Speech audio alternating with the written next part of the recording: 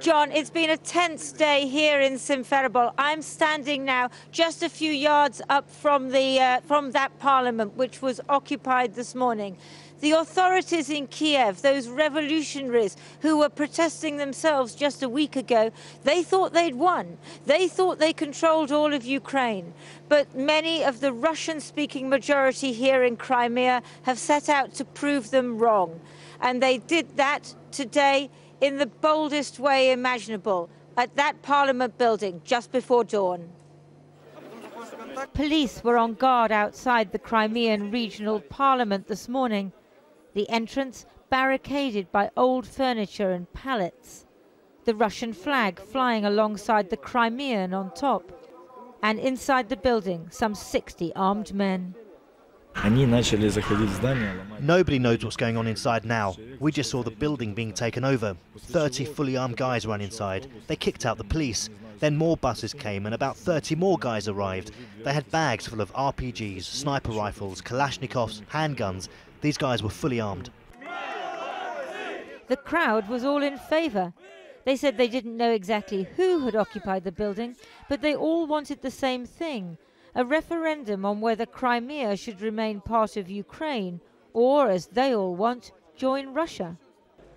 In Kiev, parliamentarians responded angrily. It's a challenge to the new government's control. Anyone who tries to, and I stress anyone, to take over the government buildings in Ukraine's east, west, centre, south and north is going to be treated as having committed a crime against the government of Ukraine. So what are they going to do about it? The people occupying the Crimean parliament are armed, and those outside, including the police, are sympathetic.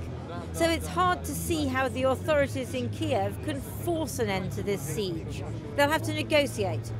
And that gives leverage not just to the militant Russian Crimeans, but to the only man they respect, President Putin. This morning, Russian armoured vehicles headed towards Simferopol. President Putin may be ensuring that everyone remembers that the Russian military has bases here. They turned around at a Ukrainian police checkpoint. In Simferopol, a group of men were building a camp outside the headquarters of the Berkut, the riot police. They want to protect them from the new authorities. Two causes have become entwined.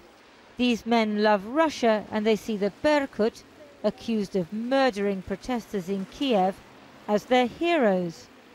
The government wants to disband the Berkut, and we're against that because the Berkut were simply doing their civic duty, using their batons and shields against activists. They were standing peacefully, but when activists started to shoot, they responded. A small group of pro-Russia, pro-Berkut protesters marched through the streets, yelling their message that they don't accept the authority of Kiev and its European Union backers. People milled around as deputies inside the occupied parliament voted in favour of the referendum on whether Crimea should join Russia. Kiev may declare such a vote illegal, but it's not clear how they're going to stop it. Well, live back to Lindsay in the Crimean capital, Simferopol. Lindsay, tomorrow we get Yanukovych appearing a few miles away from you, down across the border. Now, we thought the Russians had rather given up on him because he was pretty sort of cretinous in the final moments of the so-called revolution. What's going on? Is that Russian or is it just a Yanukovych freelance operation? Oh, well, Yanukovych will be in the control of the Russians. He can't do anything without their say-so. So it'll be very interesting to find out whether he tries to pull these people back in Crimea, calm them down, or whether he eggs them on. And that begs the most important question. Are the militants in the building behind me, are they acting off their own bat? Are they a bit of a problem for President Putin? Or are they doing exactly what he wants? Because Ukraine is not going to move. The Russians see this as their backyard. And they are determined that they are going to keep control here. And people here are very pro-Russia, aggressively so, anti-European. We got roughed up in the square there earlier today, pushed and shoved around. Our cameraman kicked and whacked. The mood here is not friendly towards Europeans at all. These people want Russia. They want President Putin. It'll be interesting to see what President Yanukovych has to say about that tomorrow.